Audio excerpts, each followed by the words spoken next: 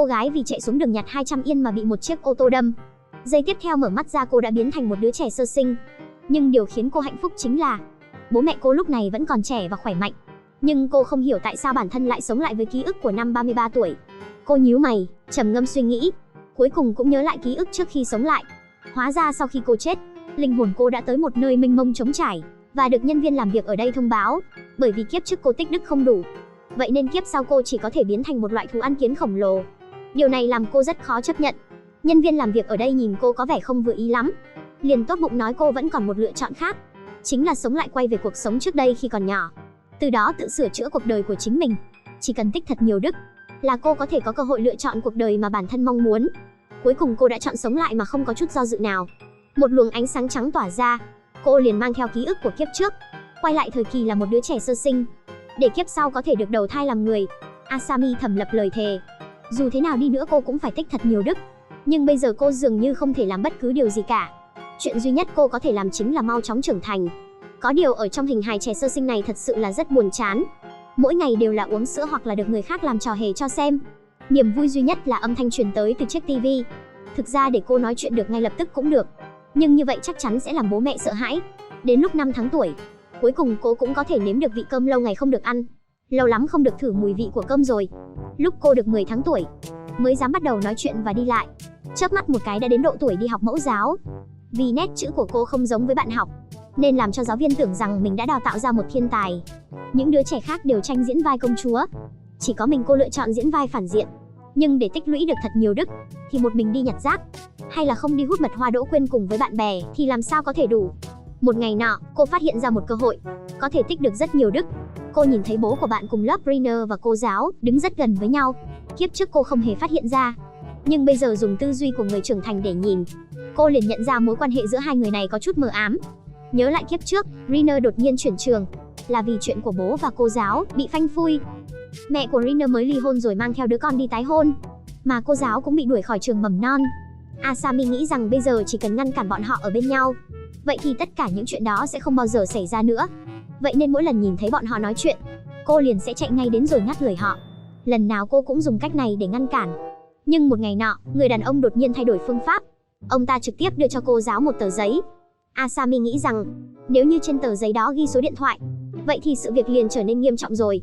Vì vậy cô liền đợi lúc cô giáo cất tờ giấy vào ngăn kéo xong, liền lặng lẽ chạy vào. Mở ra thì nhìn thấy quả nhiên trong đó là một dãy số.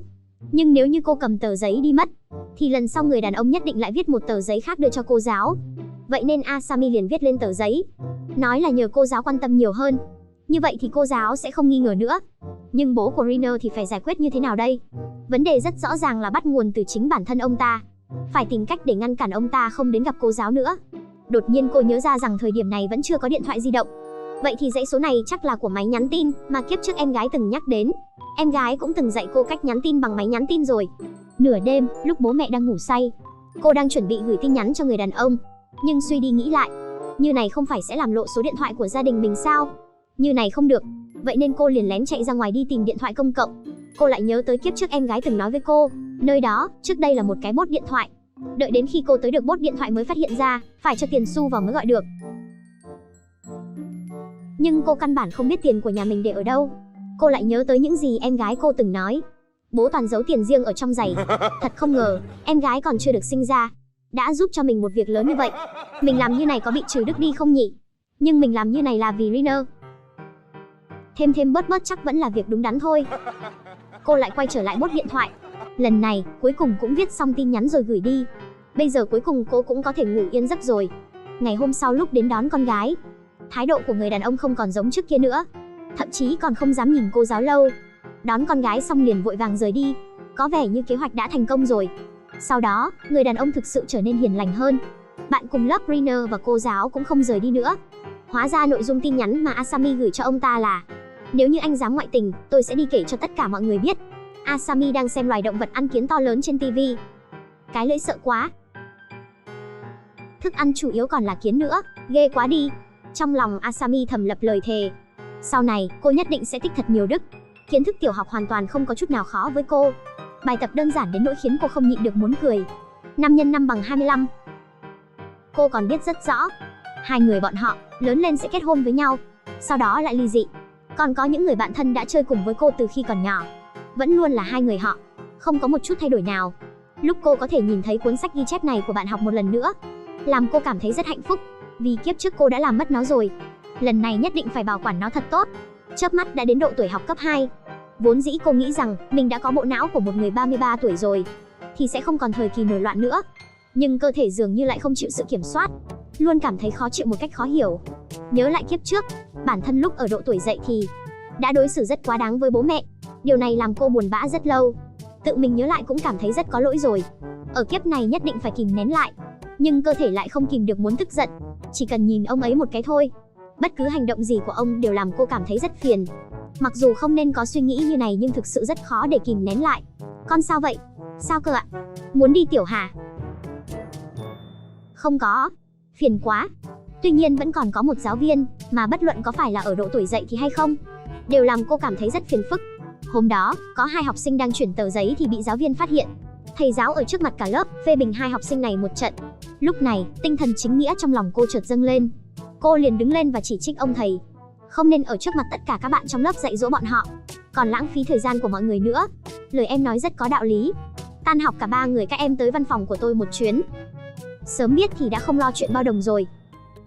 Giờ thì hay rồi, vốn dĩ chỉ sẽ bị mắng vài câu, bây giờ lại còn phải đến văn phòng nghe mắng một lần nữa.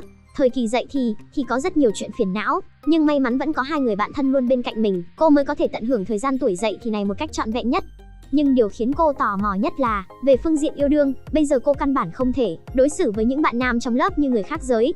Ngay cả Kato, người mà trước đây cô yêu thầm, bây giờ cô cũng không thể chấp nhận được. Bây giờ cô chỉ thích Sanada Hirozuki. Hồi tiểu học không cần đọc sách cũng có thể đứng hạng nhất, nhưng sau khi vào cấp 2, cô bắt đầu cảm thấy mệt mỏi. Mặc dù đã nỗ lực hết sức nhưng cô cũng chỉ có thể xếp hạng 7 hoặc 8. Dường như kinh nghiệm của kiếp trước cũng chỉ có thể giúp cô thống trị ở trường tiểu học. Hôm nay mới không cẩn thận một chút thì điều đáng tiếc nhất ở thời trung học của Asami lại xảy ra rồi. Chiếc máy chơi game mà cô mất rất nhiều tiền để mua đã bị tịch thu, mà sau này giáo viên cũng không hề trả lại cho cô nữa. Rõ ràng là kiếp trước cô cũng đã phàn nàn về việc máy chơi game bị tịch thu, sau đó làm cô không chơi qua được trò chơi mà mình yêu thích nhất. Sao lại não cá vàng như vậy chứ? Chớp mắt một cái, Asami đã thi vào cùng một trường đại học với kiếp trước. Sự khác biệt so với kiếp trước chính là lần này cô đã thi được số điểm cao hơn, chọn được vào chuyên ngành sản xuất thuốc yêu thích của mình. Ở đây, cô đã gặp lại người bạn trai mà cô đã từng hẹn hò ở kiếp trước. Bởi vì kiếp trước có chút không vui vẻ, ở kiếp này không học cùng lớp nên chắc cũng sẽ không có mối liên hệ nào. Chỉ là sau này anh ta nghiện cờ bạc, số tiền vay của cô kiếp trước còn chưa trả lại. Nghĩ đến là bực mình. Lúc tốt nghiệp đại học, cô đã sớm nhìn thấu cuộc đời của từng người một rồi. Đối tượng thầm thích ở kiếp trước, bây giờ quả nhiên vẫn biến thành bộ dạng như này. Ca sĩ này thì tất nhiên hát rất hay rồi. Ban đầu chính là vì bữa tiệc này đã làm cho anh ta sau này phải sống một cuộc đời rất bi thảm. Nhìn thấy Fukuda bởi vì hát không tồi mà bị các bạn cùng lớp tâng bốc tới đầu óc mù mịt, Asami đột nhiên nhớ ra. Sau khi tốt nghiệp, Fukuda đã tràn đầy tự tin đi làm ca sĩ, nhưng chưa bao giờ nổi tiếng. Khoảng thời gian 10 năm sau cậu ta sống rất khổ cực, vì vậy sau đó Shizuka đã ly hôn với cậu ta. Ở độ tuổi 40, cậu chỉ có thể làm việc ở KTV để kiếm sống qua ngày. Bây giờ xem ra kỹ năng ca hát của Fukuda rõ ràng rất bình thường. Chắc chắn là những lời khen ngợi từ các bạn cùng lớp đã khiến cậu ấy mê mệt đầu óc. Fukuda hát hay thật đó, cực kỳ hay luôn. Cậu thực sự có thể trở thành ca sĩ luôn đó. Cậu hát còn hay hơn cả những ca sĩ chuyên nghiệp trên sân khấu nữa. Thật sao? Thật mà. Như vậy xem ra, việc Fukuda bắt đầu đi trên con đường làm ca sĩ với sự tâng bốc này của các bạn cùng lớp chắc chắn có liên quan với nhau. Nếu như bây giờ cô ra mặt ngăn cản cậu ta, nói không chừng Fukuda và Shizuka cũng sẽ không ly hôn. Vậy thì mình cũng xem như là tích được chút đức rồi. Chỉ thấy cô đưa tay ra tắt nhạc đệm, sau đó nhấc micro lên và nói với Fukuda, với tư cách là một người bạn từ thời thơ ấu của cậu, mình hy vọng cậu sẽ sống thật hạnh phúc. Vậy nên mình mới lấy hết dũng khí để đóng vai người xấu như này. Mặc dù có một ước mơ là một chuyện rất tốt, nhưng mình khuyên cậu, tốt nhất là nên từ bỏ giấc mơ làm ca sĩ này đi. Trong số bọn mình ở đây, cậu thực sự là người có giọng hát tốt nhất, nhưng đứng trước những ca sĩ chuyên nghiệp, có lẽ chỉ là một người không đáng nhắc đến. Nếu như cậu vì muốn nổi tiếng mới đi làm ca sĩ, thì mình khuyên cậu tốt nhất là nên từ bỏ đi. Bởi vì cậu tuyệt đối sẽ không nổi tiếng đâu. Cả mọi người nữa, nếu như mọi người cứ cổ động cậu ấy như này, thì nếu như cậu ấy cả đời không nổi tiếng được, mọi người cũng phải có trách nhiệm kiên trì ủng hộ cậu ấy đến cùng. Đặc biệt là Shizuka, nếu như cậu không nghĩ sẽ kiên trì cùng với cậu ấy cả đời, thì đừng ở bên cạnh cổ vũ cậu ấy nữa. Ý là sao cơ? Mình chỉ nói đến đây thôi. Đợi một chút, như này không được, nếu như bị tất cả bọn họ vây đánh thì thảm rồi, vẫn là đi nói chuyện riêng với cậu ấy thì hơn. Hóa ra vừa rồi tất cả chỉ là tưởng tượng của cô. Cô đột nhiên nhớ ra người bạn thân đã từng nói với cô. Sau khi Fukuda từ bỏ giấc mơ của mình xong, thì vào lúc đang làm việc mới gặp được người vợ sau này của cậu ấy. Cả hai còn có với nhau một cô con gái xinh xắn. Nếu như bây giờ cô thay đổi quỹ đạo cuộc sống của Fukuda, vậy cũng sẽ không có đứa con gái sau này nữa. Nhớ lại lúc mình mới được sinh ra, và niềm vui không thể kìm nén được của bố mẹ. Nếu như là Fukuda tự đưa ra quyết định, cô nghĩ cậu ấy sẽ lựa chọn đi theo con đường ban đầu một lần nữa, sau đó lại gặp lại con gái mình một lần nữa. Như vậy thì, tại sao mình lại không tác thành cho giấc mơ hiện tại của cậu ấy, để cậu ấy đi theo đuổi cuộc sống sau này chứ? Nếu là bạn sẽ làm như thế nào? Trời ạ, hát hay quá đi! Cô vừa mới tốt nghiệp đại học xong, ở ngay trên tàu điện ngầm, gặp lại giáo viên mình ghét nhất hồi cấp 2. Vốn dĩ cô muốn quay một đoạn video để phàn nàn với cô bạn thân, nhưng không ngờ giây tiếp theo lại quay lại được bằng chứng về việc quấy rối. Người này vừa sàm sỡ tôi. Tôi không có chạm vào người cô. Rõ ràng là có, ông đừng có mà giả ngu. Tôi không hề giả ngu, bởi vì tôi thực sự không chạm vào người cô. Mặc dù đã cố gắng bào chữa nhưng ông thầy giáo vẫn bị đuổi xuống tàu. Nhìn thầy giáo bị công an bắt đi, cô chợt nhớ lại lúc nói chuyện với người bạn thân ở kiếp trước đã từng nói. Không biết ông thầy giáo làm ra chuyện gì mà bị nhà trường sa thải rồi. Hình như còn lên cả bản tin thời sự nữa. Nghe nói hình như là xảy ra trên tàu điện ngầm. Kiếp trước cô không hề gặp được thầy giáo, bởi vì kiếp này cô học chăm chỉ hơn kiếp trước, đi thi cũng đạt được điểm số cao hơn, chọn một chuyên ngành khác với kiếp trước. Đây cũng là thay đổi lớn duy nhất từ lúc cô trùng sinh đến bây giờ. Kiếp trước cô chỉ có thể đạp xe đi làm, kiếp này cuối cùng cũng có thể ngồi trên tàu điện ngầm, cũng mới có cơ hội gặp được thầy giáo ở đây. Nhưng cô nhìn thấy thầy giáo hoàn toàn không hề sờ mó lung tung người kia. Chỉ có điều những ký ức không mấy tốt đẹp kia khiến cô có chút do dự. Ngày trước thầy giáo từng ở trước mặt cả lớp mắng cô, còn tịch thu cả máy chơi game của cô, làm cho cô không chơi thắng được trò chơi yêu thích của mình. Cô đã hối tiếc rất lâu về chuyện đó. Kiếp trước bị tịch thu máy chơi game cũng thôi đi, nhưng kiếp này lại cũng bị tịch thu y như vậy. Không muốn nhớ cũng khó. Thậm chí đến bây giờ cô vẫn còn rất ghét ông ấy. Nhưng thầy giáo thực sự không hề sờ mó cô gái kia. Nhân viên nhà ga ơi, xin lỗi làm phiền một chút. Xin làm phiền một chút ạ. Người này không hề sàm sỡ cô gái kia đâu ạ. Thật sao? Thật ạ, bởi vì tôi có nhìn thấy, còn có thể xem trong video này nữa. Trong video có thể nhìn thấy rõ ràng, ông thầy không hề sàm sỡ cô gái kia, mà là người đàn ông đứng bên cạnh. Người này đã sàm sỡ tôi, mà bây giờ người đàn ông kia đã chạy mất rồi. Cảnh sát nói chỉ cần giao video cho bọn họ là được rồi, chỉ là phải mất một thời gian mới có thể tìm thấy người này. Không ngờ Asami lại nói không cần đâu, bởi vì cô biết người này. Hóa ra khi Asami phóng to bức ảnh ra, liền phát hiện ra rằng người này chính là ông chủ của cô ở kiếp trước. Cô biết ông ta sao? Không phải, bởi vì ông ta đang làm việc ở tòa thị chính, nên tôi có nhìn thấy ông ta vài lần. Lúc này, cô gái liền xúc động tiến lên xin lỗi thầy giáo. Asami đang định đi nhưng lại bị thầy giáo gọi lại. Hóa ra thầy giáo đã nhận ra Asami là học sinh của mình. Asami vội vàng nói cô cũng sớm nhận ra thầy giáo rồi, nhưng vừa rồi lại không dám nói ra, sợ bị hiểu lầm là học sinh bao che cho giáo viên. Vừa rồi tại sao em lại quay video vậy? Asami vội giải thích là vì cô gặp được thầy giáo của mình thì rất vui, muốn nói với các bạn ở trong lớp. Như vậy có bị xem là chụp trộm không? Em xin lỗi ạ. Nhưng thầy giáo vẫn rất biết ơn Asami đã ra làm chứng giúp thầy. Sau đó cô nhìn thấy tin tức trên tờ báo, người sếp cũ ở kiếp trước đã bị bắt rồi, bị xử phạt cắt chức.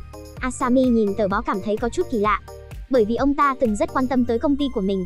Đúng vào lúc này, thầy giáo mang theo quà đến tận nhà để cảm ơn Asami một lần nữa, bởi vì nghe nói sự việc lần này có chút nghiêm trọng, nên thật sự rất biết ơn sự giúp đỡ của cô. Ông vừa mới kết hôn vào năm ngoái, vợ cũng vừa mới sinh em bé. Nếu như chuyện lần này thực sự xảy ra với ông thì gia đình ông ta cũng xem như xong rồi. Thầy giáo còn đưa cho cô một phong bì. Asami mở ra nhìn, bên trong chính là máy chơi game mà cô bị tịch thu hồi đi học. Vốn dĩ là định trả lại cho em luôn, kết quả lại hoàn toàn quên mất. Xin lỗi em nhé. Hóa ra thầy giáo vẫn luôn bảo quản nó rất tốt. Buổi tối, Asami lấy máy chơi game ra. Hóa ra cô đã vượt qua trò chơi đó rồi. Sau khi trùng sinh cô mới phát hiện, người bạn trai hay ăn lười làm của cô ở kiếp trước đã trở thành một doanh nhân với doanh thu hàng năm lên tới hàng chục tỷ yên. Hôm nay là năm thứ 26 Asami trùng sinh. Trong lúc ăn sáng cô nghe nói bố đã đi chạy bộ buổi sáng rồi. Asami thậm chí còn không có chút ấn tượng nào về chuyện này. Mình không hề có tí ấn tượng nào về chuyện này, thì chứng tỏ ông ấy sẽ bỏ cuộc rất nhanh. Thậm chí ông ấy còn cố ý mua cả một bộ đồ vận động. Asami cũng chắc chắn rằng ông kiên trì sẽ không quá 10 ngày. Ở kiếp trước, Asami cảm thấy công việc cực kỳ cực khổ, làm việc ở ngay dưới tòa thị chính. Cô đã chịu đựng đủ cuộc sống khom lưng cúi gối đó rồi. Ở kiếp này cuối cùng cô cũng có thể như ước nguyện, thi đậu vào trường y mà bản thân mong muốn. Tốt nghiệp xong liền trở thành người điều chế thuốc. Làm việc ở đây rõ ràng nhẹ nhàng hơn nhiều so với kiếp trước. Mặc dù đôi khi cũng có những khách hàng thiếu kiên nhẫn mà tức giận, nhưng vẫn chẳng đáng là gì so với kiếp trước. Lúc ăn trưa, cô tới quán ăn kiếp trước thường tới để ăn cơm. Lại gặp được hai đồng nghiệp ở kiếp trước ở đây. Kiếp trước ba người bọn họ thường tới đây. Kiếp này Asami đã đổi công việc, liền chỉ có hai người bọn họ đi với nhau. Asami tình cờ nghe được cuộc trò chuyện của họ, hình như là nói về vấn đề tình yêu. Hai người họ xem ra có vẻ rất vui, mà cô cũng nhớ rất rõ. Ở kiếp trước khi bọn họ ăn cơm cùng nhau, luôn là phàn nàn về công việc hoặc nói xấu sếp. Lẽ nào là do mình bọn họ mới như vậy sao? Điều này làm cô có chút hơi khó hiểu. Hôm nay cô cùng với em gái đi tới nhà ông nội, nhớ lại kiếp trước, chính là vào thời gian này, sức khỏe của ông bắt đầu sa sút. 2 năm sau liền qua đời. Vậy nên cứ có thời gian rảnh là cô lại đi thăm ông ấy. Nghe nói gần đây tình trạng bệnh của ông nội lại chuyển biến xấu rồi. Lần này cô tìm ra vấn đề ngay lập tức. Ông nội vậy mà lại dùng trà để uống thuốc. Ông à, ông dùng trà để uống thuốc sao? Đúng rồi. Không được đâu, uống thuốc nhất định phải dùng nước hoặc nước ấm. Ôi trời, có gì khác nhau đâu. Không được, thời gian thuốc tan và thời gian cơ thể hấp thụ sẽ có khác nhau. Ông phải uống thuốc đúng cách mới được. Không hổ là nhà điều chế thuốc mà. Được rồi, sau này ông sẽ làm như vậy. Phải nghe lời cháu đó. Asami lấy thuốc ra xem. Ông nội còn đang dùng hai loại thuốc giống nhau cùng một lúc. Theo như cô biết, hai loại thuốc này không thể uống cùng với nhau, bởi vì đây là thuốc được kê bởi hai bệnh viện khác nhau. Bọn họ chắc là không để ý đến. Xem ra ông nội có thể là vì nguyên nhân này mà cơ thể càng ngày càng yếu. Bởi vì không chắc chắn, nên cô chỉ có thể mang nó tới hiệu thuốc để hỏi rõ tình hình. Quả nhiên giống như cô nghĩ. Nếu như uống hai loại thuốc này cùng với nhau, thì tuổi thọ của ông nội sẽ bị rút ngắn. Dược sĩ kê lại đơn thuốc cho cô. 2 tuần sau, sức khỏe của ông nội đã tốt lên rất nhiều. Tuyệt quá đi mất. Đúng là một tin tốt, không hổ là nhà điều chế thuốc mà. Nhưng có một điều cứ luôn làm cô trăn trở mãi. Ngày hôm đó, khi đang ở trong tiệm thuốc xem tạp chí, cô tình cờ nhìn thấy trang giới thiệu trên tạp chí. Doanh nhân có thu nhập hàng năm lên tới hàng chục tỷ. Lại là bạn trai cũ ở kiếp trước của cô, Masaru Tanabe. Cô nhớ rõ ràng ở kiếp trước lúc hẹn hò với nhau, cậu ta chỉ thích tiêu tiền lung tung, không chịu làm việc, thậm chí còn vay tiền của cô. Không ngờ kiếp này cậu ta không hẹn hò với cô, liền biến thành một doanh nhân với thu nhập lên đến hàng chục tỷ yên. Điều này làm cô suy nghĩ rất lâu. Mà mới được 2 tuần kể từ lúc bố cô bắt đầu chạy bộ buổi sáng. Hôm nay ông ấy đã ngồi nhàn nhã ở đó, hoàn toàn quên mất lời hứa ban đầu của mình. Sau này bố có tìm thấy nhược điểm của việc chạy bộ rồi, phát hiện ra chạy bộ quá nhiều không tốt cho sức khỏe. Rất nhanh đã tới ngày sinh nhật của cô bạn thân. Cô đang cùng với bạn bè ăn cơm ở nhà hàng. Người bạn thân đã lấy ra tấm ảnh mà bọn họ đã chụp cùng nhau năm đó. Thật là làm người ta hoài niệm. Nhớ đến bạn học có thành tích tốt nhất lớp hồi đó. Mọi người biết bây giờ cô ấy đang làm gì không? Chắc là đang làm nhân viên y tế rồi. Không phải đâu, là làm phi công đó. Trả lời đúng rồi, một like, cậu giỏi thật đó. Bây giờ nghĩ lại vẫn cảm thấy cô rất lợi hại. Thành tích học tập tốt, vận động cũng giỏi, lại còn không làm người ta thấy ghét được. Làm sao lại có thể có một người hoàn hảo như vậy chứ?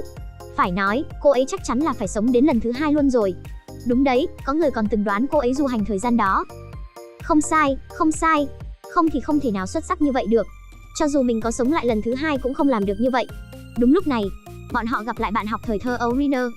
Asami nhớ rõ kiếp trước không hề gặp cô ấy ở đây. Bây giờ nghĩ lại, chắc là nhờ sự giúp đỡ của mình hồi học mẫu giáo. Vậy nên cô ấy mới không chuyển đi, từ đó liền sinh sống ở đây. Sau đó, bọn họ còn cùng nhau học tiểu học, thậm chí là cấp 2. Thế nên bọn họ mới đều nhận ra nhau. Trong lúc trò chuyện, bọn họ đã nói về bạn trai của Riner. Lấy ảnh ra xem, hóa ra lại là đồng nghiệp hiện tại của Asami. Mà trong lúc làm việc, cô đã từng nhìn thấy chiếc nhẫn trên tay của anh ta. Cũng không biết Riner rốt cuộc có biết rằng anh ta đã kết hôn rồi hay chưa. Chẳng lẽ cô ấy vẫn không thoát khỏi số mệnh chuyện ngoại tình sao? Mà đêm nay cũng chính là đêm mà cô bị xe tông ở kiếp trước. Sau khi ăn tối với bạn bè xong, bọn họ lại giống như kiếp trước đến KTVH. Tại đây bọn họ đã gặp lại Fukuda, người mà họ đã không gặp trong nhiều năm. Bởi vì lúc tốt nghiệp đại học cô không hề can thiệp vào cuộc sống của cậu ta. Vậy nên cậu ta vẫn thất bại trong việc làm ca sĩ giống như kiếp trước, phải tới KTV để làm việc. Nhớ lại kiếp trước, bọn họ vừa vào phòng, Fukuda mang đến cho bọn họ một suất khoai tây chiên lớn. Mà bọn họ lại vì vừa mới ăn cơm no nên không thể ăn thêm nữa. Chỉ có thể xin lỗi vì không thể nhận lòng tốt. Vì vậy, Asami liền cố tình nói trước mặt cậu ấy, bọn họ vừa mới ăn tối xong, thật sự là rất no, bọn tôi không thể ăn thêm bất cứ thứ gì nữa rồi. Hy vọng cậu ấy có thể hiểu được ẩn ý này. Một lúc sau Fukuda liền mang đồ uống lên. May mà lần này cậu ấy không mang theo khoai tây chiên. Tuyệt quá. Có vẻ như cậu ấy đã hiểu được ẩn ý của mình. Cũng không phải tất cả mọi thứ đều sẽ thay đổi. Nhưng cô đột nhiên nhớ ra, vừa rồi ở trong nhà hàng gặp được Riner, cô ấy dường như vẫn chưa thoát khỏi số phận liên quan đến chuyện ngoại tình. Bây giờ cô mới đề cập đến chuyện này với bọn họ. Cô cực kỳ chắc chắn rằng bạn trai của Riner đã kết hôn rồi. Cô còn tận mắt nhìn thấy anh ta đeo nhẫn trên tay. Nhưng trong bức ảnh của Riner lại không nhìn thấy chiếc nhẫn đó. Chắc chắn là Reiner đã bị lừa rồi. Bọn họ quyết định sẽ nói với Reiner chuyện đó, càng sớm càng tốt. Dứt khoát gọi Reiner qua đây ngay bây giờ. Nhưng bọn họ lại không có số điện thoại của Reiner. Hình như là Fukuda có. Lúc hỏi số điện thoại, Asami biết được Fukuda đã ly hôn từ 4 năm trước rồi. Bây giờ cậu ấy cũng đã tái hôn, còn có một cô con gái rất đáng yêu. Bây giờ chắc cậu rất hạnh phúc nhỉ? Rất hạnh phúc. Xem ra phán đoán lúc đó của mình đúng rồi. Sau đó, ba người họ lại sợ rằng nếu nói thẳng ra sẽ làm Reiner tổn thương, nên đã ngồi luyện tập trước với nhau. Cảm ơn. Cậu chia tay với anh ta đi. Được, tớ sẽ làm vậy. Hả? Cậu có thể khó đối phó hơn chút được không? Nói như nào? Sự việc chắc chắn không đơn giản như vậy. Nhưng hai cậu nói rất hợp lý mà. Không sai, nhưng nếu như đơn giản như vậy thì đã không cần luyện tập trước rồi. Đúng vậy đấy. Cần làm lại thêm một lần nữa không? Có. Bọn họ không chỉ nghĩ sẵn những lời để an ủi, còn cố ý chọn một bài hát để cổ vũ người khác tích cực tiến về phía trước. Reiner rất nhanh đã chạy đến rồi. Asami cẩn thận đem chuyện bạn trai của cô đã kết hôn rồi nói cho cô biết. Anh ta có vợ rồi. Thật hay giả vậy? Là thật đó. Nhưng không ngờ Reiner lại không nói gì cả. Cầm điện thoại lên rồi gọi cho anh ta. Alo, còn dám hỏi tôi là có chuyện gì à? Thằng khốn này, anh đã có vợ rồi. Đừng có giả vờ nữa. Tôi có bằng chứng trong tay cả rồi. Đừng có bảo tôi bình tĩnh lại, đồ ngu này. Xóa ngay thông tin liên lạc với tôi đi. Nếu không tôi sẽ giết anh đấy. Hiểu chưa hả? Hành động này của Reina khiến tất cả mọi người đều phải há hốc miệng kinh ngạc. Sau đó bọn họ ca hát nhảy múa điên cuồng với nhau. Sau khi ra bên ngoài, Reina đã có thể buông bỏ được tên bạn trai cũ của mình. Bây giờ chỉ cần nghĩ về việc hắn ta gọi mình là bé yêu, là cô lập tức cảm thấy vô cùng buồn nôn. Trời ơi, thật buồn nôn quá đi. Mình nổi hết cả da gà lên rồi nè. Nhìn vào tờ giấy ăn trên tay Reina, Asami nhớ lại kiếp trước, bị xe đụng cũng vì đi nhặt tờ giấy này. Cô quay người lại, đúng lúc chiếc xe kiếp trước đâm trúng mình chạy vụt qua. Xem ra lần này cô đã thoát được kiếp nạn của kiếp trước. Vậy tiếp theo đây phải đối mặt với những gì sẽ là điều mà cô không hề biết trước được nữa. Lúc này bỗng có một người phụ nữ từ đâu bước ra và nhìn Asami rời đi. Ngày hôm sau, trên đường đi làm, Asami thấy đồng nghiệp Toru đã đến sớm để mở cửa. Mặc dù trông hắn ta không khác với bình thường là bao, nhưng chỉ cần nghĩ đến việc tên này gọi Reina là bé yêu, là cô lại cảm thấy rất buồn nôn. Giờ cơm trưa, Asami vẫn quyết định đến nhà hàng khi xưa cô vẫn hay đi. Trên đường đi, Asami bắt gặp một đoàn quay phim đang làm việc, nên mới quay lại nhìn thêm một chút. Vâng, đúng vậy, cô ấy lại bị xe đâm chết một lần nữa. Lần này cô rất thành thục bước đến bàn phục vụ. Xin hỏi có phải tuổi chết của tôi cố định ở con số 33 không? Anh chàng nhân viên kiên nhẫn nói cho cô biết. Cũng không phải cố định là phải chết ở tuổi 33. Ai cũng có số mệnh riêng của mình. Chỉ là mỗi người ai cũng đều có thời gian dễ dàng chết đi mà thôi. Và nó phân bố một cách ngẫu nhiên theo từng giai đoạn của cuộc đời. Xác suất tử vong do sự cố ngoài ý muốn của người khác là như thế này. Và của Asami là như thế này. Không thể không nói rằng làm ăn như vậy quả thật quá thiên vị rồi đấy. Nói như vậy nghĩa là chỉ cần lúc tôi hơn 30 tuổi thì càng phải cẩn thận hơn, không được để mình chết. Như thế có lẽ sau này tôi sẽ sống lâu đến 100 tuổi đúng không? Đúng là như vậy đấy ạ. Sau đó, anh nhân viên kia lại lấy ra một bức ảnh khác. Lần này cô sẽ đầu thai thành một con cá thu. Mặc dù đây không phải điều mà cô muốn, nhưng so với con thú ăn kiến lần trước thì đã trông đẹp hơn nhiều lắm rồi. Nhưng khi nghĩ về việc bản thân thường hay ăn cá thu, và sau này cũng rất có khả năng phải trở thành đồ ăn trên đĩa của người khác, là Asami lại chịu không nổi. Có phải tôi không thể sống lại một lần nữa đúng không? Có thể chứ. Asami quyết định làm lại cuộc đời mình lần nữa. Cô mở cánh cửa ra, một luồng ánh sáng bừng lên. Asami lại trở thành đứa trẻ sơ sinh một lần nữa. Chớp mắt một cái đã đến kiếp thứ 3 rồi. Asami lại chọn chuyên ngành giống với kiếp đầu tiên, và cũng lại cùng lớp với bạn trai một lần nữa. Một lát nữa chúng mình sẽ đi hát, các cậu có muốn đi cùng không? Tớ muốn đi. Thật sao? Còn cậu thì sao? Đối mặt với lời mời từ tên bạn trai cũ, nhìn thì có vẻ cô không còn thấy ghét bỏ như trước nữa. Hẹn hò được vài ngày, khi đứng trước lời tỏ tình của anh ấy, cô vẫn cảm thấy anh ấy rất dịu dàng. Anh ấy thật sự rất dịu dàng chu đáo. Được, lần này cô tuyệt đối sẽ không để anh ấy sa đọa nữa. Cô khuyên anh đừng đi chơi Pachinko, nhắc nhở anh lên lớp mỗi ngày. Mình không thể để người có tiềm năng kiếm 1 tỷ đô la một năm như anh ấy trở thành đồ bỏ đi chỉ vì mình nữa. Về nhà thấy bạn trai đang ngồi chơi game, vậy nên Asami quyết định đến thúc giục anh ấy. Kết quả chẳng qua bao lâu, bạn trai đã đề nghị chia tay với cô. Không ngờ lần này còn cảm thấy hối tiếc hơn lần trước rất nhiều. Chắc hẳn là do bản thân cô đã dành quá nhiều tình cảm cho anh ta. Sau này, khi đã tốt nghiệp, Asami cũng không can thiệp vào cuộc sống của Fuku-chan giống như kiếp trước. Và cô cũng không lựa chọn công việc như kiếp đầu tiên, mà quyết định vào đài truyền hình làm việc. Đối với một người vốn thích xem phim như cô mà nói, thì đây quả thực là một công việc rất tốt, mang lại niềm vui cho mọi người, có lẽ cũng có thể tích thêm nhiều âm đức. Chỉ có điều lần này phải rời khỏi quê nhà, đến Tokyo bắt đầu cuộc sống độc lập một mình. Mặc dù số lượng công việc vô cùng lớn, nhưng vì đó là công việc mà mình yêu thích nên Asami không hề cảm thấy mệt mỏi.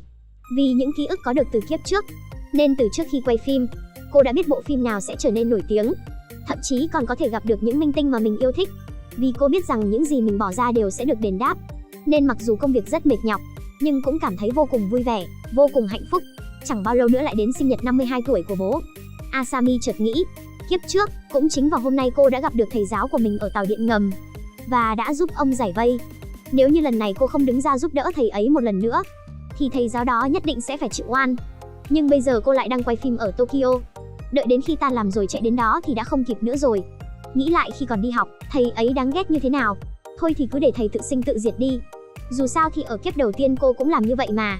Có vẻ như số phận của Asami đã được định sẵn phải như thế này mới đúng. Nhưng cứ mỗi khi nghĩ đến những lời thầy nói lúc cảm ơn mình. Thật ra thì thầy mới kết hôn vào năm trước, bà xã cũng vừa mới sinh con xong.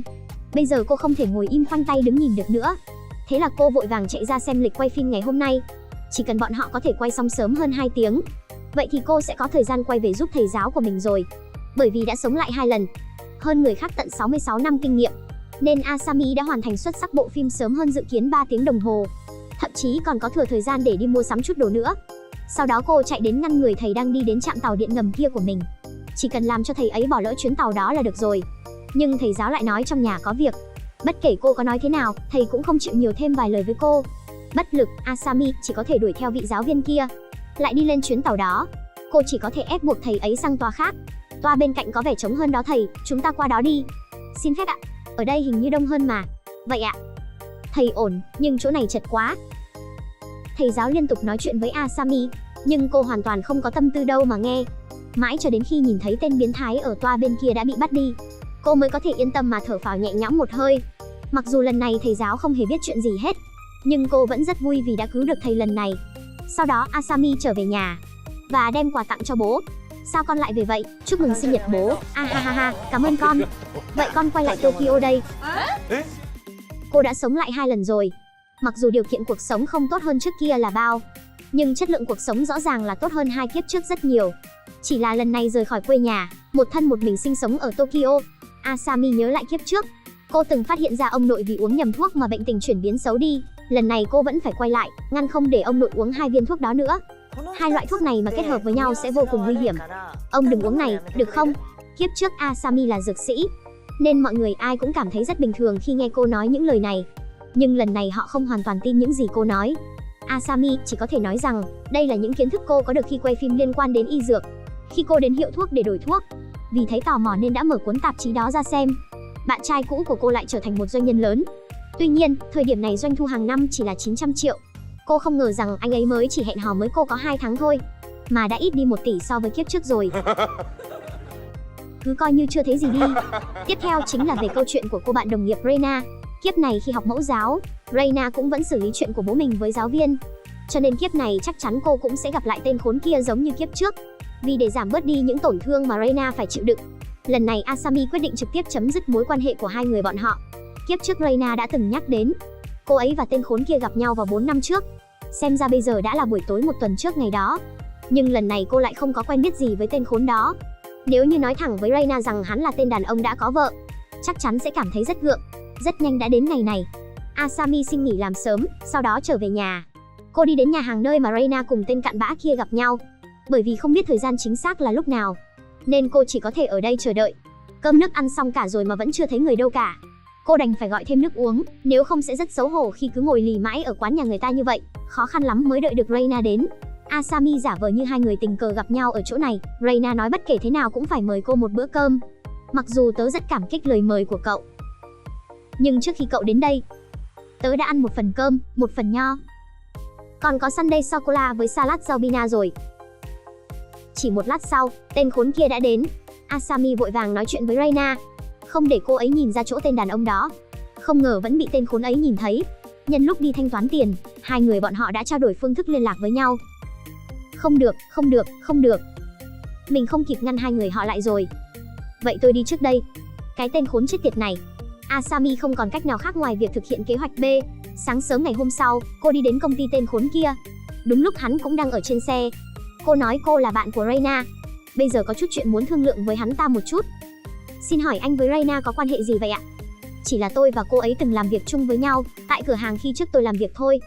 Xem ra hai người bọn họ vẫn chưa có gì hết.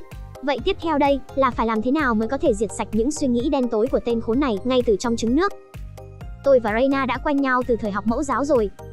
Từ xưa cô ấy đã là một cô gái vô cùng thành thật rồi. Vì vậy tôi rất hy vọng cô ấy có thể sống thật hạnh phúc. Không phải anh đã kết hôn rồi sao? Có thể làm phiền anh đừng ra tay với cô ấy có được không? Dạ. Tên cặn bã vội vàng biện hộ rằng mình không hề có suy nghĩ đó, nói hắn chỉ coi Reina là em gái mà thôi. Vậy tại sao anh lại tháo nhẫn kết hôn ra chứ?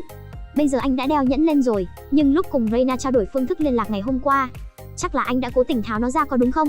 Nếu anh không có ý đồ gì thì sao lại phải tháo nhẫn ra làm gì? Tên khốn kia lập tức sững sờ không nói được lời nào. Nói tóm lại là sau này anh đừng có đến gần Reina nữa. Được rồi, tôi hiểu rồi, tôi sẽ không lại gần cô ấy nữa. Bằng cách này, hắn đã bị lộ hết bộ mặt thật ra. Chắc hẳn sau này có cho tiền, hắn cũng sẽ không dám có suy nghĩ sai trái gì với Reina nữa.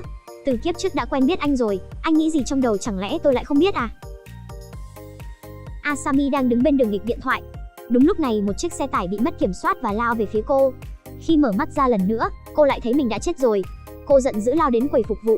Không phải lần trước anh nói ngoài 30 tuổi tôi sẽ dễ chết hơn sao? Nhưng giờ tôi mới 29, không phải rất vô lý à? Đương nhiên khả năng cô chết ở tuổi ngoài 30 là dễ xảy ra. Nhưng đó hoàn toàn là vấn đề may rủi. Tất nhiên cũng có lúc cô sẽ chết trước lúc đó.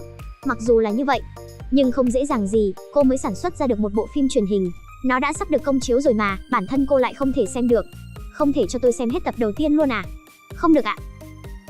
Anh có cần phải tốc chiến tốc thắng như vậy không hả? Anh từ chối tâm nguyện của một người đã chết cũng nhanh quá đấy. Cô nói đúng đấy ạ. Dù sao thì đây cũng là bộ phim đầu tiên do chính tay cô làm ra mà. Đúng là vậy đấy. Vậy xin hỏi phim dài bao nhiêu vậy ạ? 1 tiếng thôi. Thực sự là tôi chỉ cần được xem tập đầu tiên thôi cũng mãn nguyện rồi. Để tôi xem tập đầu tiên thôi là được rồi. Không thể được. Không được à? Xin lỗi cô, vậy xin hỏi nó đang phát sóng trên kênh nào vậy? Kênh thứ 4, vậy sao? Ai làm vai chính vậy? Cô Asami Makoto. Thế sao? Chỉ 10 phút đầu phim thôi, cũng không thể linh hoạt được sao? Không được ạ. Được rồi, tôi hiểu rồi. Vậy xin hỏi có tổng cộng bao nhiêu tập? Không có cách nào để xem à? Không có. Vậy thì tại sao ngay từ đầu anh lại cứ tạo ra một ảo cảnh là nếu tôi kiên trì lâu hơn một chút thì tôi sẽ có thể xem được vậy? Bởi vì khi nãy cô nói tôi đừng tốc chiến tốc thắng mà. Quên điều đó đi, dù sao cũng có xem được đâu. Thì ra vài tháng trước, Asami nhờ vào 6 năm làm việc ở đài truyền hình, cuối cùng cũng có cơ hội làm ra một bộ phim của riêng mình. Cô lấy cuộc đời của chính mình để làm đề tài, chuẩn bị quay một bộ phim tên là Làm lại cuộc đời. Cô còn đặc biệt mời diễn viên mình yêu thích tới quay bộ phim này. Nhưng vào lúc quay tập đầu tiên, chuyến bay của một vị nam diễn viên đột nhiên bị hủy, nên ngày hôm sau mới đến được. Còn nữ diễn viên kia thì chỉ hôm nay mới có thời gian rảnh. Nếu hôm nay không thể quay thì sẽ không thể phát sóng tập đầu tiên theo như thời gian dự định. Bây giờ chỉ có thể tìm một thế thân vào đóng thay trước để quay xong cảnh của nữ diễn viên. Nhưng muốn tìm được người thay thế ngay lập tức quả thật có chút khó. Lúc này Asami mới chợt nhớ ra hôm qua Fuku-san có đến tìm cô. Đến bây giờ Fuku-san vẫn chưa từ bỏ ước mơ âm nhạc của mình. Anh vừa mới ly hôn và cũng vừa phát hành album mới. 2 lần gặp Fuku-chan khi trước đều là lúc anh ấy đã từ bỏ giấc mơ làm việc trong KTV rồi. Đây là lần đầu tiên cô gặp được Fuku-chan khi anh vẫn đang trong nghiệp âm nhạc của mình. Bởi vì kiếp này làm việc trong đài truyền hình, Fuku-chan đến tìm cô chính là vì muốn cô giúp đỡ. Xem anh có cơ hội trở thành một diễn viên hay không? Chỉ một vai diễn nhỏ thôi cũng được, nếu cần thì cứ tìm tôi. Lúc đó còn không biết nên trả lời anh ấy như thế nào. Bây giờ xem ra, chiều cao, dáng người của anh ấy với nam diễn viên kia rất giống nhau. Vừa hay có thể để Fuku-chan đến diễn thay, cũng không có chút khó khăn gì. Chỉ cần được đứng quay lưng về phía máy quay là được rồi. Rất nhanh sau đó đã quay xong hết rồi. Fuku-chan đã có cơ hội quảng bá album mới của mình trong đoàn làm phim. Xin lỗi ạ, cảm ơn cô. Ngày hôm sau còn thấy anh ấy đăng một bài viết Làm lại cuộc đời mời mình đến làm diễn viên khách mời. Nhờ có sự nỗ lực cùng chăm chỉ của mọi người, cuối cùng hôm nay tập đầu tiên của bộ phim cũng đã được phát sóng. Asami vội vã về nhà, chuẩn bị xem bộ phim đầu tay của mình. Còn gọi thêm 2 cô bạn thân đến nhà cùng xem chung. Mọi người vừa xem phim vừa ăn uống rồi nói chuyện với nhau. Nhưng đời không như là mơ.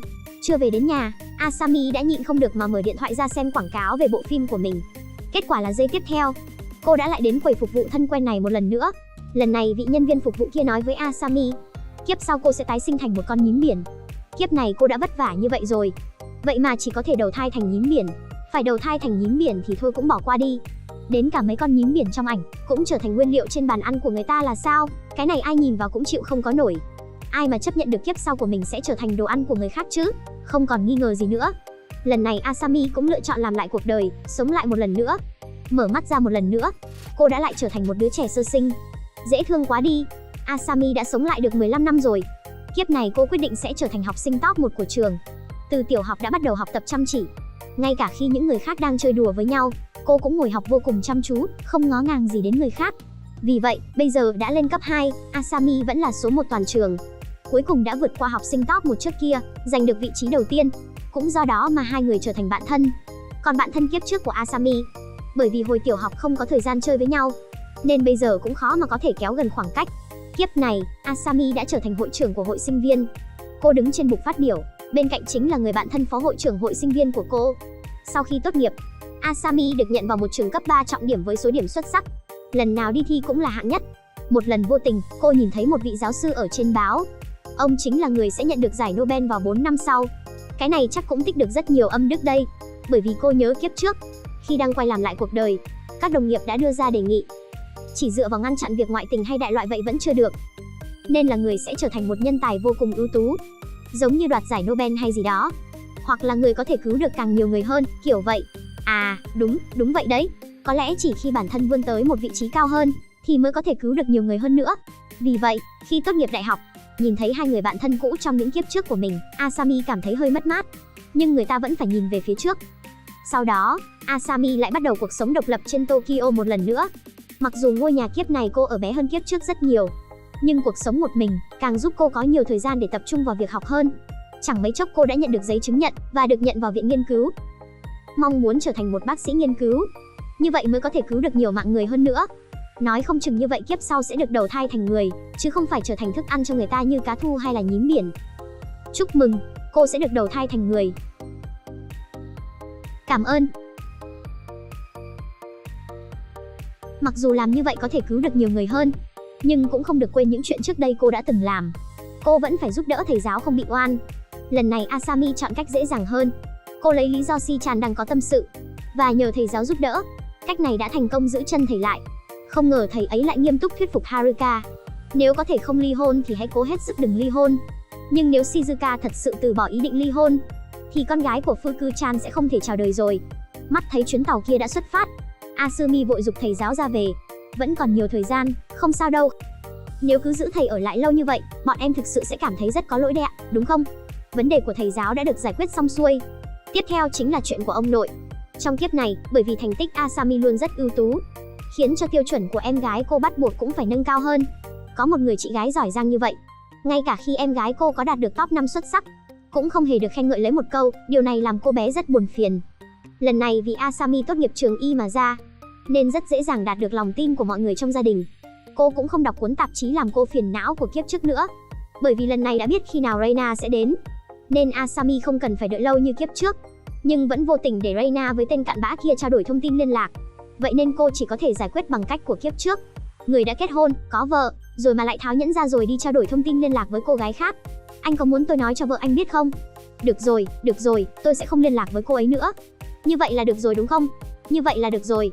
Sau khi làm xong chuyện này, Asami không còn gì phải lo lắng nữa. Cứ vậy tập trung học hành ở bệnh viện, thành công trở thành nghiên cứu viên ở tuổi 30. Buổi sáng không có giờ làm việc cố định, nhưng cô thường đến lúc 8 giờ 30 phút. Quần áo cũng không có yêu cầu nghiêm ngặt gì, chỉ cần bản thân cảm thấy thoải mái là được. Lúc làm việc, chỉ cần làm tập trung vào việc nghiên cứu của riêng mình mà thôi. Mặc dù các thí nghiệm thường thất bại, phải làm đi làm lại nhiều lần, cũng sẽ có người không chịu nổi dẫn đến suy sụp tinh thần. Nhưng điều đó chẳng là gì với Asami cả. Dù sao thì cô cũng đã từng làm qua rất nhiều công việc rồi. Bản thân có đến hàng chục năm kinh nghiệm làm việc. Quan trọng nhất là cô đã từng trải qua cái chết, nên chút kiên nhẫn này cô có thừa. Vì không có yêu cầu về thời gian làm việc, vì vậy, có người sẽ tan làm lúc 6 giờ, có người sẽ ở lại đến 12 giờ. Còn Asami lựa chọn về nhà không quá sớm cũng chẳng quá muộn. Cứ như vậy, mỗi ngày đều đắm chìm vào làm nghiên cứu. Cũng có lúc cô sẽ nghĩ, có lẽ nào những con vi khuẩn này kiếp trước cũng là con người không? 3 năm trôi qua rất nhanh. Mặc dù không có gì thành tích gì hơn người, nhưng Asami có thể thành công sống đến năm 35 tuổi như này cũng đã là phá vỡ đi kỷ lục của những kiếp trước rồi. Còn được tận mắt chứng kiến hôn lễ của em gái mình. Mặc dù kiếp nào Asami cũng chẳng sống được bao lâu, nhưng gộp vào cũng đã hơn 130 năm rồi. mới lần đầu tiên được nhìn thấy em gái kết hôn. Cô cảm thấy chuyện này còn hạnh phúc hơn cả việc mình kết hôn nữa. Cô đã sống lại 3 lần rồi, cuối cùng mới có thể thay đổi được vận mệnh của chính mình, sống đến 39 tuổi và trở thành bạn thân với cô bạn có thành tích tốt Marie. Và cũng chính chuyện này đã khiến cô phát hiện ra một bí mật vô cùng to lớn. Đây là kiếp thứ mấy của cậu rồi? Tớ là lần thứ 5 rồi. Tớ thì là lần thứ 4. Hóa ra là mấy lần tái sinh của Asami, Marie đều đã thấy hết. Cô biết rằng Asami không phải một người thích học hành. Kiếp này đột nhiên lại trở thành học sinh top 1 một cách thần kỳ. Còn trở thành bạn thân của cô. Cô cũng đã từng dùng những lời Asami từng nói mỗi khi hai người nói chuyện với nhau. Nhưng Asami chẳng có phản ứng gì cả, cho nên mới không dám nói bừa với cô ấy. Mức này nhìn cả hai bọn mình đều không bị lệch nè. Đúng thật này. Lúc đó vẫn chưa có cách nói lệch.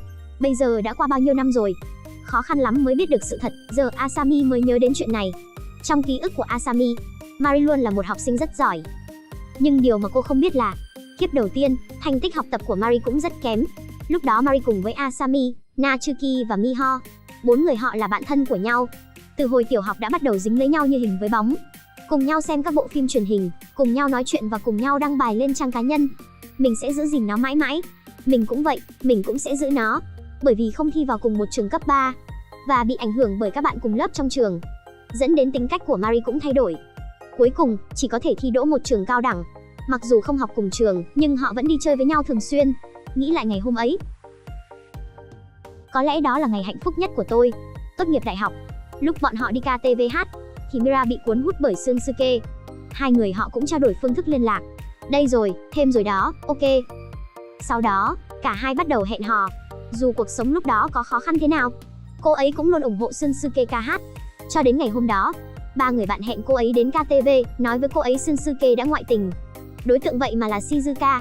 Hóa ra là bị chúng ta bắt được à? Đúng vậy, sau đó thì sao? Anh ta chảy rất nhiều máu. Marie ngay tại đó gọi điện thoại cho Shizuka, mắng cô ta một trận. Sau đó, cô ấy trở thành một giáo viên mẫu giáo. Vào thời điểm đó, mối quan hệ giữa 4 người họ vẫn rất tốt. Mình hạnh phúc quá, cảm ơn các cậu. Rất vui vì cậu thích nó. Cảm ơn cậu. Cho đến khi Natsuki và Miho chết trong một vụ tai nạn máy bay. Đến nỗi mà sau đó rất lâu họ vẫn không thoát khỏi đau buồn được. Trong kiếp đó, Marie chỉ sống đến 62 tuổi, còn Asami thì sống lâu hơn cô ấy. Vì vậy, khi Marie lần đầu tiên sống lại, điều cô ấy đang nghĩ đến là làm thế nào để cứu Natsuki và Miho. Thật ra chỉ cần hai người họ không lên chuyến bay đó là được rồi. Nhưng như vậy thì vẫn có rất nhiều người khác gặp nạn. Vì vậy cô ấy nghĩ ra một cách tốt hơn. Đó chính là học tập chăm chỉ. Rồi sau này sẽ làm phi công, để ngăn chiếc máy bay đó cất cánh. Cũng từ lúc đó trở đi, khoảng cách giữa Marie và 3 người họ ngày càng xa. Hóa ra chuyện là như vậy. Marie là một người rất hoàn hảo, làm cho người ta cảm thấy có chút khó mà tiếp cận được. Cái gì? Vậy chẳng phải quá cô đơn sao? Đúng là cô đơn thật. Nhưng mình chỉ có thể nghĩ ra cách này. Kết quả là Marie vừa trở thành phi công, Asami đã chết trong một vụ tai nạn xe hơi ở tuổi 33. Đó là ký ức kiếp đầu tiên của mình. Cái chết của Asami ở kiếp này khiến Marie cảm thấy rất có lỗi. Bởi vì trong kiếp đầu tiên của Marie, Asami không có bị tai nạn xe cộ. Ngày hôm đó 4 người họ cùng nhau đi ăn tối. Khi chuẩn bị ra về, thì Marie đi vệ sinh. Asami ở cổng đợi cô ấy thì bị lỡ mất chuyến xe. Sau đó cô ấy luôn tự trách mình và bị mắc kẹt trong cảm xúc u buồn không thể nào thoát ra. Còn mất công việc làm phi công. Natsuki và Miho cũng lần nữa gặp nạn. Ở kiếp thứ 3, cô ấy lại đến siêu thị đó. Đứng ở cửa nhìn Asami an toàn rời đi mới có thể cảm thấy yên tâm. Kết quả không lâu sau, Asami vẫn qua đời trong một vụ tai nạn xe hơi. Kiếp thứ 4, cô ấy không sống được đến ngày máy bay của họ gặp nạn, mà chết trong một vụ tai nạn xe hơi. Bây giờ là kiếp thứ 5, cô ấy đã tìm ra cách để cứu cả hai. Chỉ là thời cơ chưa tới, cô không cần lo lắng. Asami bây giờ mới biết, thì ra cũng có người sống lại như mình. Và cô ấy đã phải chịu đựng nhiều hơn mình. 1 tháng sau, Asami nhìn thấy tin tức về vụ tai nạn máy bay. Trong kiếp này 3 người họ gặp nạn cùng một lúc. Trên đường về nhà, Asami không cầm được nước mắt nữa. Những người bạn thân trong 3 kiếp, những khoảng thời gian hạnh phúc bên nhau không ngừng xuất hiện trong đầu.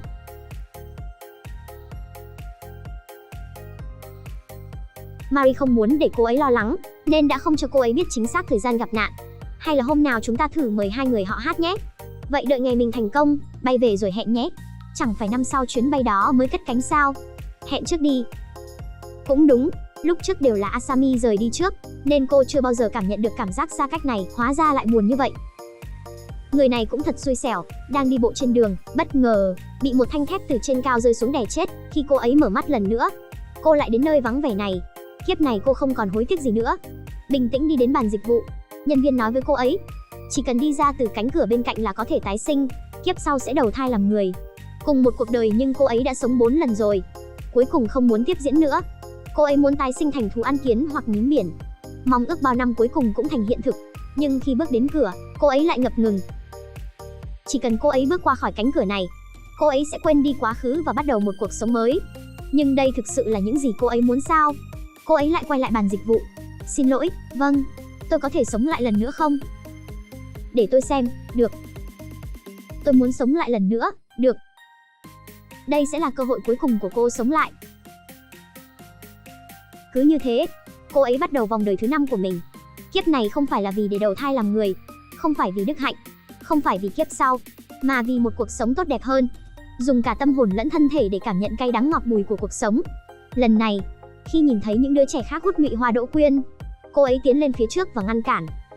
Hoa đỗ quyên có độc, có thể bị ngộ độc nếu hít phải.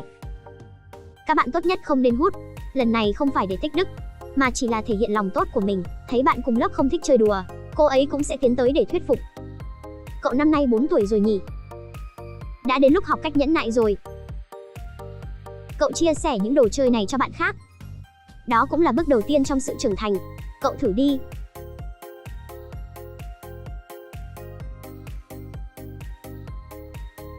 Cảm ơn con. Nhìn thấy cô giáo và bố của Riner tiếp xúc rất gần, cô ấy không sử dụng lại phương pháp cũ, mà đã chọn cách tiếp cận đơn giản hơn. Cô ấy đã trực tiếp đến gặp cô giáo Yoko. Con thích cô giáo nhất. Vì vậy con hy vọng cô sống thật hạnh phúc. Cảm ơn con. Cô cũng thích bạn nhất. Vậy cô có thể hứa với con một chuyện. Chuyện gì thế? Cô đừng ngoại tình. Tại sao con đột nhiên lại nói như vậy? Trước đây con biết có một cô giáo. Cô ấy đã ngoại tình với phụ huynh học sinh. Gia đình kia vợ con ly tán cũng vì chuyện này. Cô giáo đó cũng phải nghỉ việc. Cuối cùng ai cũng khổ sở. Trên thực tế, điều mà cô ấy đang nói đến là cô giáo của cô. Ở kiếp thứ nhất chuyện này đã xảy ra, chỉ là cô giáo không biết. Nhưng cô giáo vẫn sẵn sàng đồng ý với cô ấy. Sau đó, xé mảnh giấy mà bố của Riner đã đưa cho và ném nó đi. Sau đó quả nhiên, mối quan hệ của cô giáo Yoko và bố của Riner không tiếp thêm bước nào.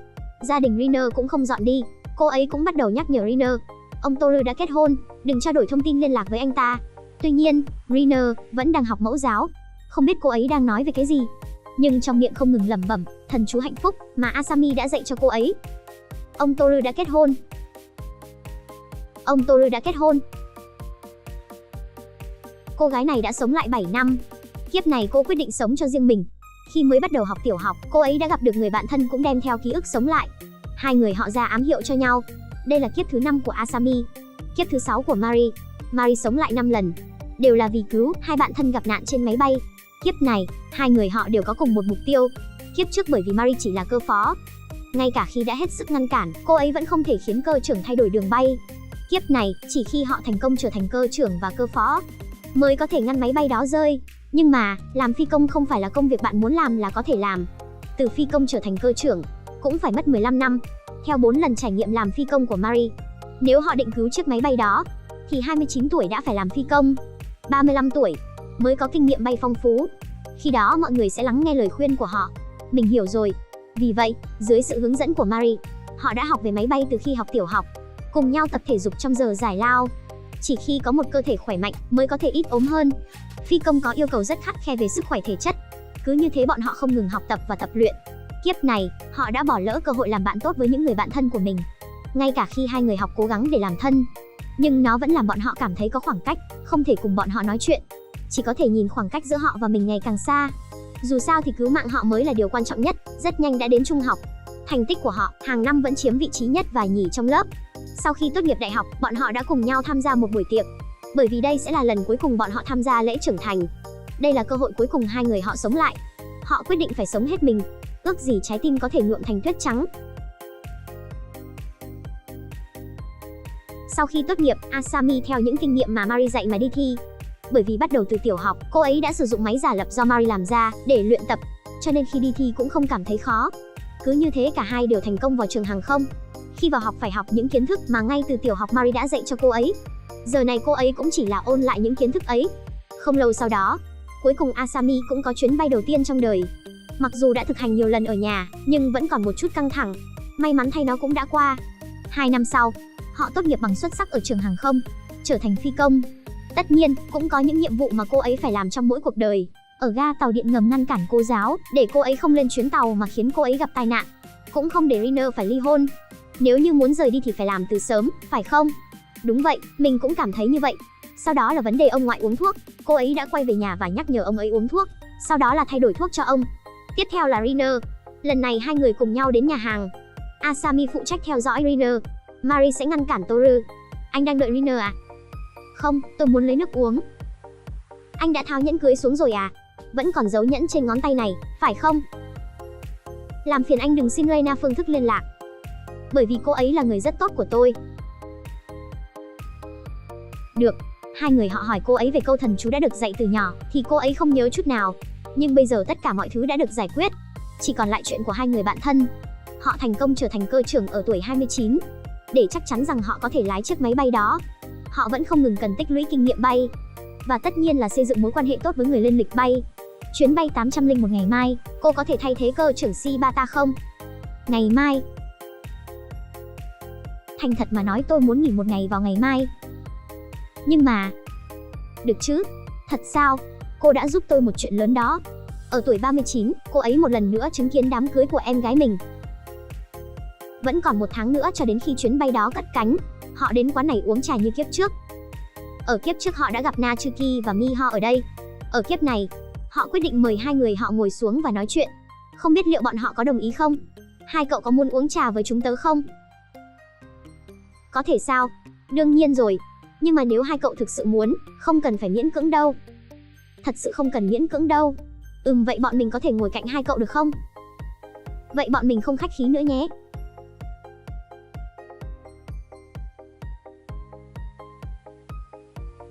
Tại thời điểm này, bọn họ cảm thấy rằng tất cả những nỗ lực của họ đều là xứng đáng. Bởi vì họ sống nỗ lực như vậy đều là vì hai người họ. Mặc dù khi còn nhỏ khi muốn gia nhập cùng hai người họ đã hành động một cách rất xa lạ. Nhưng bây giờ 4 người ngồi nói chuyện lại giống như những người bạn đã biết từ lâu. Mặc dù tôi không biết họ nghĩ gì, nhưng tôi nghĩ đây là khoảng thời gian hạnh phúc nhất trong cuộc đời tôi. Chẳng bao lâu nữa là 3 tuần trước chuyến bay định mệnh. Họ thành công lấy được chuyến bay đó. Khi họ nghĩ rằng mọi thứ đã sẵn sàng, ngày hôm sau, một chuyện ngoài ý muốn đã xảy ra. Asami đã không thuận lợi lên chuyến bay đó. Cô Horiguchi, vâng. Xin lỗi, sao cô không xếp tôi lên chuyến bay 937? Xin lỗi, tôi không thể chạm vào lịch trình của cơ trưởng Nakamura. Còn thời gian có 3 tuần, làm thế nào để họ sẽ nắm bắt cơ hội cuối cùng đây? Người đàn ông này tuyên bố mình là một nhà du hành thời gian và chặn hai nữ phi công này lại, muốn họ thay đổi chuyến bay ngày hôm nay.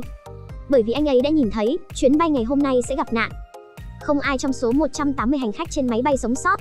Tôi nói thật đó, đây là lần thứ 2 tôi sống lại. Nếu cô không muốn nghe tôi nói, mặc dù tôi cũng không muốn, nhưng tôi... Ngại quá, tiên sinh. Tôi cũng có ý này. Ngay cả khi ngài không đến, chúng tôi cũng có dự định sẽ thay đổi đường bay. Tại sao? Bởi vì tôi đây là đang sống lại lần thứ 6. Tôi là lần thứ 5. Hóa ra đây đã là vòng lặp thứ 5. Và vòng lặp thứ 6 của bọn họ. Họ đã chuẩn bị cho thời điểm này 39 năm rồi. 3 tuần trước chuyến bay định mệnh, họ suýt nữa bỏ lỡ cơ hội lái chiếc máy bay đó. Khi đó, họ định cho cơ trưởng Nakamura uống thuốc nhuận tràng, để ngăn anh ta lên máy bay. Bằng cách này, Asami sẽ có cơ hội thay thế anh ấy lên máy bay. Cho dù sau này bị phát hiện, vị trí cơ trưởng có lẽ không giữ được nữa. Họ cũng phải cứu 180 hành khách trên máy bay. Nhưng may mắn thay vào ngày họ định hành động, thì cơ trưởng Nakamura bị tiết lộ ngoại tình. Anh ta khi đó vốn dĩ có chuyến bay, nhưng lại vì anh ta muốn đưa người phụ nữ đó đi hẹn hò. Không ngờ bị tiếp viên hàng không đang làm nhiệm vụ phát hiện, gọi điện nặc danh cho vợ. Bây giờ tất cả các chuyến bay của anh ấy đã bị hủy bỏ. Điều này đã cho Asami cơ hội lái chuyến bay đó.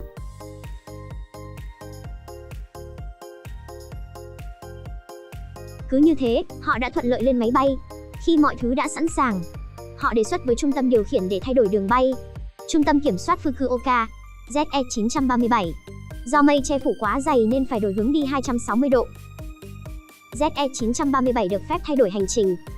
Ngay lúc này, cuối cùng họ đã có thể thực hiện ước nguyện thay đổi lộ trình. Trong chuyến bay, họ nhìn thấy rác vũ trụ đã làm rơi máy bay đi ngang qua không trung. Trong lòng có một cảm xúc khó tả. Ngay sau đó, máy bay đã hạ cánh xuống sân bay Đài Bắc như dự kiến. Vào lúc này bọn họ cảm thấy vô cùng hạnh phúc. Xuống máy bay hai người họ đã thấy Natsuki và Miho đợi ở đây. 4 người cuối cùng đã gặp lại nhau. Trong khi ăn, họ đã lấy ra những ảnh mà họ đã chụp trong trung tâm thương mại. So sánh hai bộ ảnh với nhau, ngay cả cách tạo dáng chụp ảnh cũng giống hệt nhau. Có cảm giác như cả 4 người họ đã chụp ảnh cùng nhau. Thật tuyệt vời, giống như là chụp cùng nhau vậy, đẹp quá đi. Mình thấy đây là chụp cùng nhau, phải không? Sau khi quay về, Asami và Mari từ bỏ công việc làm cơ trưởng. Mari lại lần nữa trở thành cô giáo mầm non. Asami vẫn chọn quay lại văn phòng thành phố nơi cô ấy làm việc ở kiếp thứ nhất. Dù vẫn còn nhiều khách hàng khó tính, nhưng đối với Asami, người đã trải qua vô số khó khăn, thì đó không là gì cả. Vào ngày sinh nhật, bọn họ lại cùng nhau tụ tập. Nhìn món quà mà Natsuki chuẩn bị ngay trước mắt, Asami không thể chờ đợi để lén nhìn vài lần, cũng không thấy cô ấy lấy nó ra. Không được, tớ chịu không nổi nữa rồi. Mình có thể cắt ngang chút không? Natsuki hả? Cậu có thể lấy cái túi quà kia ra giới thiệu chút không? Giới thiệu? Không phải hôm nay là sinh nhật của mình ư? Đó có phải là một món quà cho mình không? Cậu nói cái này. Xin lỗi, mình đã chủ động nhắc đến rồi. Xin lỗi, nó không phải dành cho cậu. Đây là của mình. Vậy à? Bầu không khí liền trở nên xấu hổ. Natsuki nhanh chóng lấy quà ra, lúc này bầu không khí mới bớt ngại ngùng. Sau đó tất cả mọi người cùng nhau chụp ảnh. Mất mặt quá đi. Rất vui nhưng mà xấu hổ quá. Sau đó họ cùng nhau đến KTV của Shunsuke để hát. Lúc này, Shunsuke mặc một bộ vest trông rất đẹp trai và là một người quản lý ở đây. Shunsuke vẫn sẽ tặng cho họ một suất khoai tây chiên, bởi vì biết anh ấy sẽ tặng nó. Vì vậy lúc ăn cơm cũng sẽ để dành một chút dạ dày để ăn khoai tây chiên. Nhưng mỗi lần đều là anh ấy mời, bọn họ cũng cảm thấy có chút ngại. Muốn gọi món khác thì không ăn hết. Vì vậy, họ gọi thêm mấy người bạn, trở thành một cuộc hội ngộ nhỏ. Gặp lại nhau sau 20 năm. Mọi người cùng nhau hát suốt đêm. Xin lỗi và cảm ơn. Bây giờ chúng ta hãy đi cùng nhau. Chúng ta hãy ở bên nhau bây giờ. Cứ liều thử đi. Ra.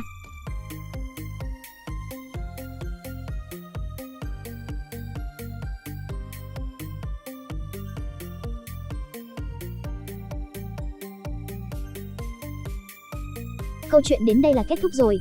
Họ lại quay lại bộ tứ như ban đầu. Chớp mắt đã 58 năm trôi qua. 4 người họ vẫn ở cùng trong viện dưỡng lão, thảo luận về bộ phim truyền hình yêu thích cùng nhau. Câu chuyện này rất đơn giản, nhưng nó cho chúng ta biết một đạo lý sâu sắc. Asami bắt đầu từ kiếp thứ hai, đã luôn cố gắng thay đổi cuộc sống của mình. Mỗi kiếp đều sống một cuộc sống phổ thông nhưng không hề giống nhau, chỉ vì tích thêm phúc đức để có thể sống lại. Mari ngày này qua ngày khác cố gắng trở thành một phi công, muốn cứu chuyến bay đó của bạn thân. Họ đã trải qua rất nhiều lần sống lại, nhưng vẫn cảm thấy kiếp đầu tiên thoải mái và hạnh phúc hơn. Cho dù bạn muốn sống lại để làm gì, đều không nhất định sẽ thành công. Nếu như chọn những con đường khác nhau, thì sẽ phải đối diện với những khó khăn khác nhau. Nỗ lực của người bình thường là có giới hạn. Ngay cả khi cho bạn một cơ hội nữa, cũng chưa chắc có thể làm được tốt hơn. Không bằng biết nắm bắt cơ hội, cố gắng sống thật tốt ngay từ lần đầu tiên. Bộ phim tuy nhẹ nhàng không nhiều tình tiết gay cấn và cuốn hút, nhưng nó lại mang nhiều ẩn ý sâu sắc trong cuộc sống. Bộ phim đến đây kết thúc.